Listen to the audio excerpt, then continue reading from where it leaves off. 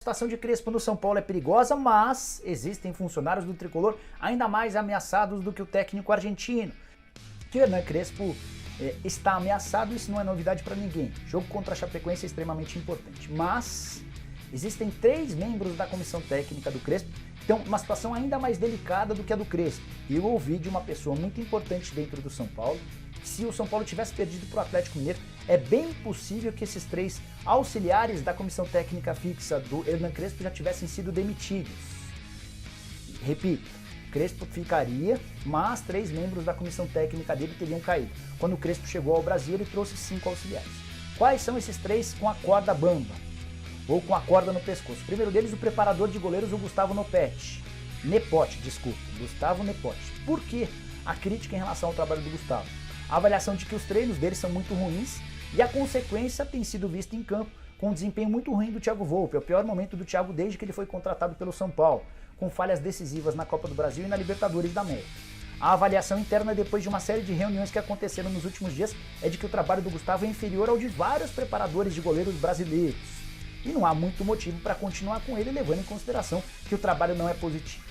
Outro que está muito ameaçado é o Alejandro Kohan, que é o auxiliar técnico do Crespo. Foi durante muito tempo um grande braço direito do Crespo. É o responsável por toda a coordenação física dos trabalhos, de capacidade física, e esse é o grande ponto. O São Paulo tem tido recorde de lesões musculares no futebol brasileiro. E a avaliação interna, embora o São Paulo certamente não vá admitir isso de forma pública, é de que o Alejandro perdeu a mão. Não estava habituado a um calendário extremamente mais rigoroso e muito mais puxado do Brasil na comparação com a Argentina, e ele acabou não conseguindo lidar com um ritmo de treinos bacana que não impedisse as lesões. Pior, o Crespo se viu obrigado nas últimas semanas a reduzir a carga de treinos no dia a dia. E isso tem impacto no jogo. O São Paulo do primeiro semestre, no Campeonato Paulista, que conseguia marcar pressão, não tem mais essa capacidade física, porque se viu obrigado a diminuir a carga de treinos e, diante disso, para evitar lesões, a consequência é vista em campo.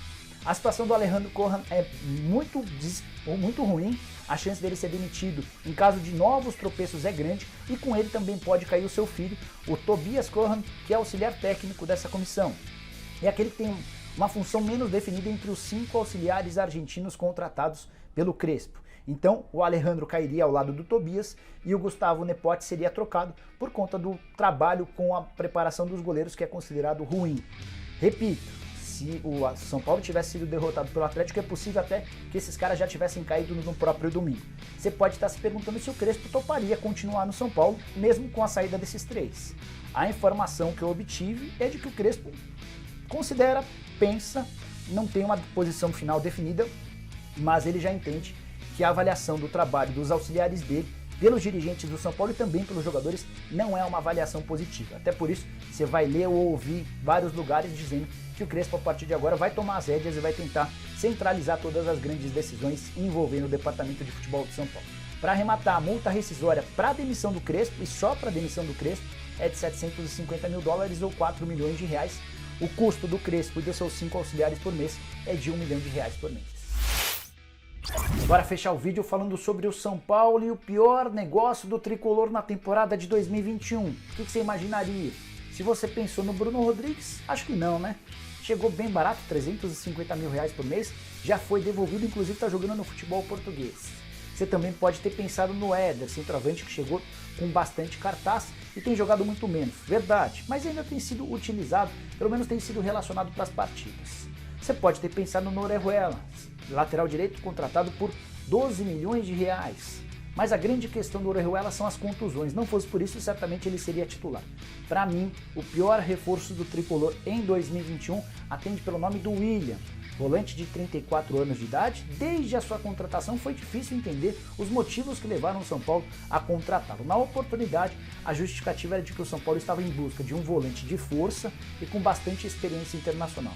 O tempo passou e o atleta de 34 anos de idade soma apenas 9 aparições com a camisa do tricolor, nenhum gol marcado, nenhuma assistência.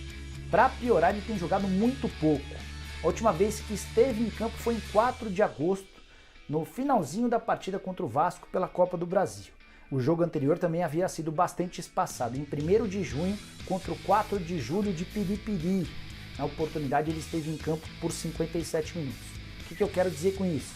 Que nesse terceiro semestre do ano, o Willian só esteve em campo nos 18 minutos da partida contra o Vasco. Além das dificuldades de adaptação e de se impor num elenco que é melhor do que ele, o Willian também tem sofrido com problemas no joelho.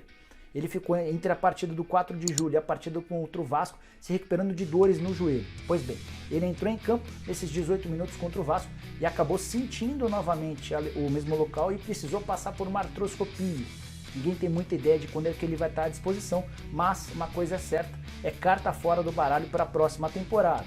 Volante cujo contrato termina agora em dezembro e ninguém no São Paulo pensa na possibilidade da prorrogação, até porque trata-se de um jogador caro, entre salários, direitos de imagem e luvas, ganha na casa dos R$500 mil por mês com apenas 9 aparições. Só antes de encerrar, é legal contar que a contratação do Willian passou bastante pelo Thiago Volpi. Eles atuaram juntos no Querétaro, são extremamente amigos, chegaram a ter uma churrascaria em sociedade lá no México. O Thiago Volpi entendeu, sugeriu, falou que o Willian seria uma boa aquisição, mas a temporada de 2021 mostrou que o Willian não foi uma boa aquisição e que o Thiago Volpi, além de mal na indicação, também não tem ido bem como goleiro.